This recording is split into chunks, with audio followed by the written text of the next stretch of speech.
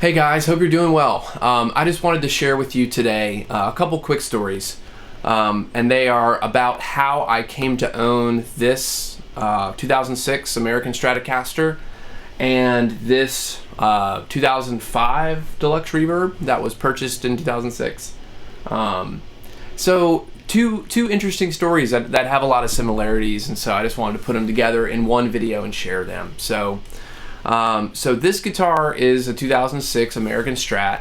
It's technically a 60th anniversary. It has a little, it's got the little diamond on the back of the headstock there. They put them on pretty much everything. It wasn't, I don't know exactly what was different other than that. It does have a really nice top on it. If you see the top, the grain is just gorgeous. It's very straight. So I don't know if there's really anything special about how it was built or anything, but I love this guitar. So I'll talk about it first. So I saw this guitar for sale in a Facebook group. This was in 2014. I've had this guitar about 7 years now, a little over 7 years. And I saw it there for a few months and it just wasn't selling. So I reached out to the guy and I said, hey, I've seen your Strat for sale for a while. It is a dream guitar of mine to be able to have an American Strat. I know it's not getting a whole lot of movement and love, and I let him know that I had a Gibson Les Paul Studio at the time that was really nice, and sent him some pictures and told him I'd be willing to make a trade if he was interested. So a lot of the time, folks, some people are into trades, some people aren't. As long as the value is there and I can get use out of something, I'm pretty much down for trades. I find it to be a lot of fun, actually, when somebody gets something that they can use and really enjoy, something they've been wanting, and you get to try something new, whether it's something that you really want and want to hang on to, or you just want to try out for a while and then go ahead and sell yourself. I just find it to be fun. So the gentleman was incredibly nice, incredibly gracious, and said, hey, I'd certainly be interested in looking at it. Why don't you come check it out? So he was in Richmond, Virginia, and I was in town visiting my brother and visiting some friends. I used to live down there as well, so I was just sort of going back and spending some time with people down there. So I hit the road a few minutes early and stopped at this gentleman's house, brought my Les Paul with me. He was incredibly nice. So he invites me inside. He has a Princeton reverb set up and has the guitar sitting in the case, sitting in the hard shell case and whatever. So I pull it out and I'm looking at it, and I mean, the guitar it looked incredible. It played incredibly well. The neck was incredibly comfortable. The American, I don't know if it's true or not. To me, this neck the fretboard actually feels a bit flatter and a little bit bigger than the Made in Mexico Strat I had before it. Maybe the one or two Mexican Strats I had before it. But it just felt really comfortable to my hands. I loved how it played, and plugging it up, it sounded incredible. He actually had Jeff Beck Fender noiseless pickups in it at the time. But the guitar it was incredible. It was in fantastic shape. And so he was, while I was messing around with this, he was playing my Les Paul and checking it out, and I just had this feeling. I had this sort of like kind of this down feeling, because this guitar was incredibly nice, and I just sort of knew, there's no way I can trade for this guitar. It's way nicer than my Les Paul. They're probably worth about the same money. This is probably worth a little more. I think this was worth a bit more money. But it wasn't just that. It was just, you could just tell this was a really special Strat from playing it. And as I mentioned before, if you pick 10 Strats off a wall at a guitar store, they're all going to be different, and you will gravitate towards one or two out of every 5 or 10 that you play. So this was just a really nice one. I just I was kind of disheartened, because I just knew the trade probably wasn't going to happen. I wasn't going to be able to take it home with me. So I talked to the gentleman. I tell him exactly what I'm thinking. I say, I love the Strat. It's incredible, but it's worth more than my guitar. I can put a little bit of cash on top if you're interested, but I don't think it's a fair trade. I don't think it's a fair deal. So told him that we probably, I was going to be in town anyway. I was just stopping by, wanted to check it out, but and sort of thanked him for his time. And so this gentleman stopped me, kind of just interrupted me and said, "Hey, I can tell that you really are enjoying playing the guitar, and I want you to have this guitar if you want to do the trade." And I didn't know what to say. I was elated. I was kind of confused at this man's generosity in that way, and I offered to give him cash on top, and he wouldn't let me give it to him. And so I was kind of confused and taken back a bit. And so he tells me that he shares with me that he actually had stage 3 cancer, and he had been going through chemotherapy for the last year and a half. And so he was just saying with how he's been feeling health-wise, and he was an older gentleman. He just, he's like, I don't get to play as much as I want anymore. And he said, if anything, I want these guitars. He had multiple. He said, I want my guitars to go to good homes where they'll get played and loved and taken care of. He made a clear point to say that doesn't mean they need to be case queens at home. He said, because I was sharing with him that I played in bands and and whatever. I actually led music for a church, and he did as well. So we kind of had a common bond there. And so he knew. He was like, I want you to take the guitar out. It's gonna get nicks and dents, but I just want it to be played and I want it to be loved. And so he kind of wouldn't. There was a couple times I went back and said, well, no, I don't think it's a fair deal. I'm not sure it's a level deal for both of us. And he basically wouldn't let me leave without the guitar because he could just tell that I bonded with it. What an incredible man, what an incredibly gracious man, and just so generous as well. So I end up saying yes and taking the guitar at that point. And this has been my main guitar since 2014, since I got it. I'll talk in a minute. I've kind of changed literally almost everything about it over the years from an electronic standpoint. But this is the guitar for me, man. This is just the one that I fell in love with, and it was the first really truly nice Strat that I owned. I had an American Telecaster at the time that I ended up selling. I was always playing this one, and this is my long time kind of. This is the one that's gonna stay. So anyway, I absolutely love this guitar, and that gentleman, unfortunately, I'm not going to share his name or anything, of course, for out of respect and out of privacy. But he actually ended up passing away about 4 months after we traded the guitar, because we kept up on Facebook a bit, and we were in that same group where I originally saw it for sale, and I was friends with him on Facebook, and a few months after, it was probably 3 or 4 months after I got this, I believe his wife posted on his Facebook that he had passed, people were just sharing obviously prayers and condolences for her, but people were also just sharing how sort of celebrating this man's character. What beautiful character that man had. And I really hope to emulate that one day. I hope that I can, I hope that I can be like him and handle such difficulty with such grace. But yeah, I was true to my word. I kept this guitar. I've played it a ton, and so I hope that I think it's gone to the home, the kind of home and the kind of owner that he wanted and he intended. So. This guitar is very, very special to me, and will be for many, many decades. This is one of those just keep it and pass it down to your kids or whatever guitars. Not that it's some amazing vintage instrument worth a bunch of money, but more of just its value for me is in the time that I've spent with it because I love it so much.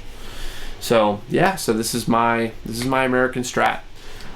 So the Deluxe Reverb I actually got more recently. And the Deluxe Reverb is an interesting story. So recently I played a Fender Pro Sonic, I believe it's called. It's more of a Marshall type Fender, honestly, but it's a 210 amp that is this size. It's a 60 watt 6L6 amp. It's insane. But the speakers and the cabinet, how tight the low end was, it sounded amazing. And so I started going down the path of, well, if I was going to build it, if I was going to get my hands on a 210 amp, what would that be? And how would I do that? I knew the 60 watt was going to be too loud for me. I love super reverbs, for example, but again, just way too heavy. I'm never going to take it anywhere, and way too loud. I'm not going to be able to, get any sort of volume out of it at home that can get it into, a little bit of breakup where they really, really shine and sound amazing. So I started looking at deluxe reverbs, and I found this one listed. I found this one listed on Facebook Marketplace. I messaged the owner, and he said, I'm actually selling this for my next door neighbor. Here's his phone number, give him a call. So that's what I did. So I gave the gentleman a call, and we just talked for a while, just about the amp, and he shared that he bought it brand new in 2006, just like the owner of my Strat did. Because this is actually a 2005 make, and so's that amp, and they were both bought new in 2006. So he just shared with me that he had bought this brand new in 2006 and barely played it at all. Like he said he played it once or twice. The reason being is he bought it thinking he was going to play it more than the amp that he currently had.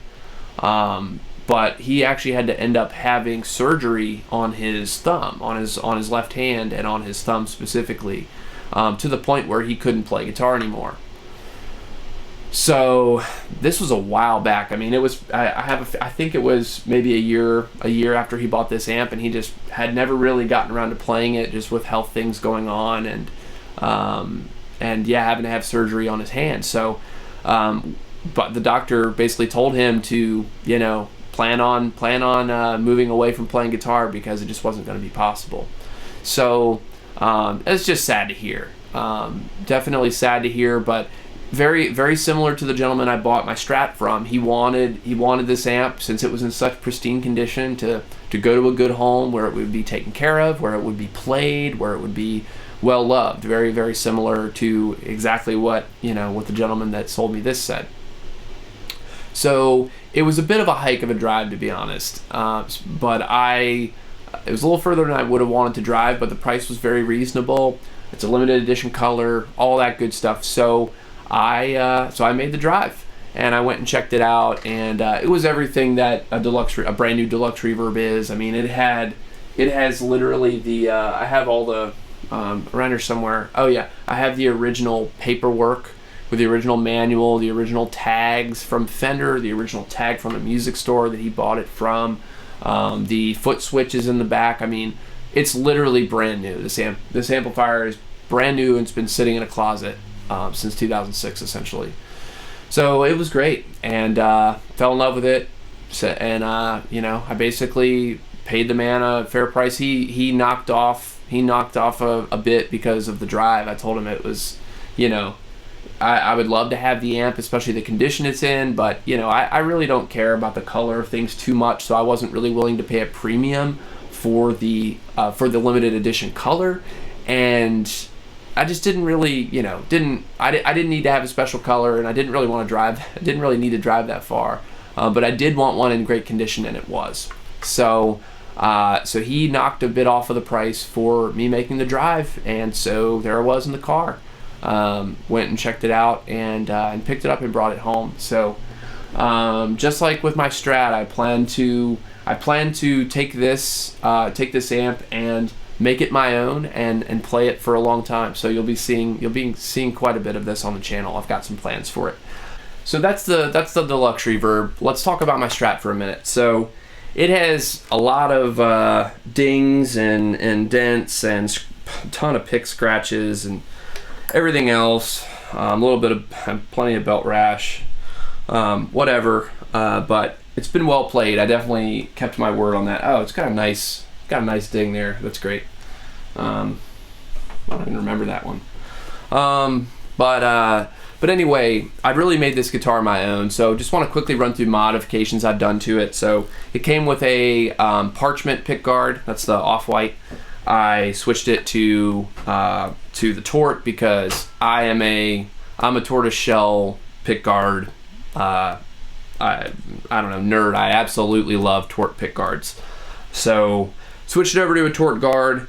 I got a set of, I took out the Jeff Beck Fender noiseless pickups and I put in Fralin, the vintage hot pickups, 3 singles. They sound incredible.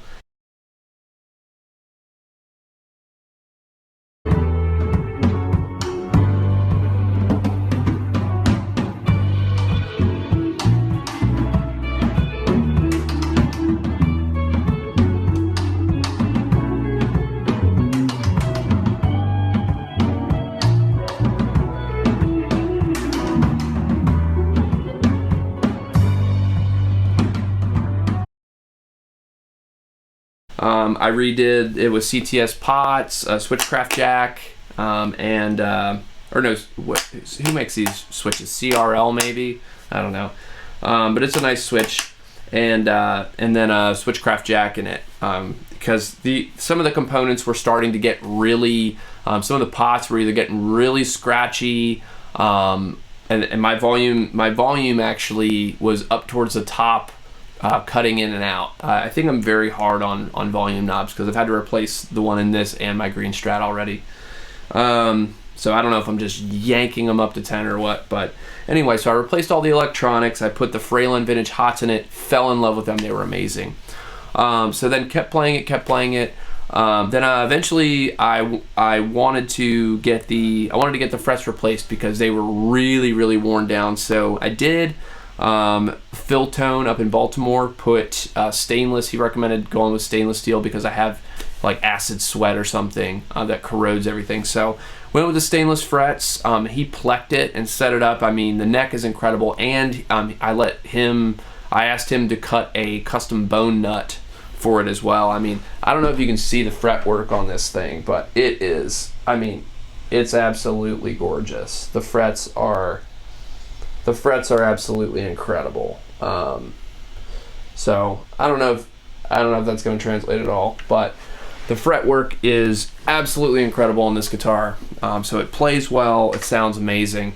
So one thing that I've learned, and we'll talk about this with Strats, I'm sure at some point, is the bridge setup. So I actually switched out the American bridge for a, I don't know what Fender bridge this is. I think the plate and the block are from, I don't know, I think they might even be from a Mexican Strat. I'm not sure what line they're from, but I swapped those out. They had more of a, the newer Fender American Strats have more of a modern style bridge. So I love the 2-point trem, but as opposed to the 6-screw, I love the 2-point, but I didn't love the tone from the saddles that were on it. And if you know anything about the newer Fender guitars, the way that they do the saddle screws, they're sort of offset in the saddle instead of sitting in the middle of the saddle. Instead of sitting in the middle of the saddle, they sit down towards the bottom of the saddle. So I couldn't just swap out the saddles on that to put in these vintage raws. These are vintage raw saddles. So I couldn't just use the same bridge and plate. So I had to replace the whole bridge. So I did. And I tell you what, man, the raw vintage 5 springs, they're sort of vintage style, not very high tension springs. You put on all 5 of them, and they're raw vintage saddles. And I tell you what, it absolutely changed this guitar for the better. It's a lot sweeter sounding, and much more balanced overall. So yeah, so that's my Strat. I'm sure I'll do another video on this at some point. Maybe going over some of those details when I'm cleaning it or changing stuff. But yeah, this Strat is incredible. I absolutely love this. My plans for the Deluxe Reverb. So my plans for the Deluxe Reverb are actually to convert it to 210. So I don't really like the Jensen that comes in these amps. The bottom end is very kind of loose, and I like very tight bass. That's one reason why I like vintage 30 speakers a lot. is for the really tight low end and kind of smooth highs. So I'm probably gonna do 2 different 10s in this and do some kind of pair. I'll have to get a new baffle and grill cloth, and so that's the first thing I'm probably gonna do, and there'll be videos of that. But yeah, so just as I've sort of customized this and made it my own, and I plan to keep playing it for years and years, investing in this, because again, getting your fretwork done, getting it plecked, getting a real luthier to, now I'm not talking about taking it to the Guitar Center and handing it to somebody. I mean taking it to a real luthier to do the fretwork, to cut a custom bone nut and do a pleck and a setup. I spent probably almost what this guitar was listed for when I originally saw it for sale. I've spent that amount on this guitar since then. So, again, it was priced very well, but that kind of tells you over time when you play a guitar, if you wear out the frets because you just love the thing and can't keep your hands off of it, unless you're a really light player, you may end up investing a bunch of money into a guitar that you already paid a bunch of money for, or is already worth a decent amount. So just keep that in mind, that these things, having them done the right way, they are not cheap, but they're certainly worth it. So yeah, I plan on doing similar mods to the Deluxe Reverb, and kind of making it my own. So yeah, you'll see me on that journey. Yeah. So I just wanted to share how I got my hands on these, as I think they're kind of cool stories, and will be fun to kind of keep telling my friends and to kind of pass down. But yeah, if you like this video, or if you have similar story, please put it in the comments, share it with me. I'd love to hear it. If you have cool stories to share about how you've gotten some of your favorite gear, please share them below. Also, I would tell you to go check out Jeremy the Guitar Hunter on YouTube. He's a friend of mine. Grew up, but both of us are from the Shenandoah Valley, Virginia.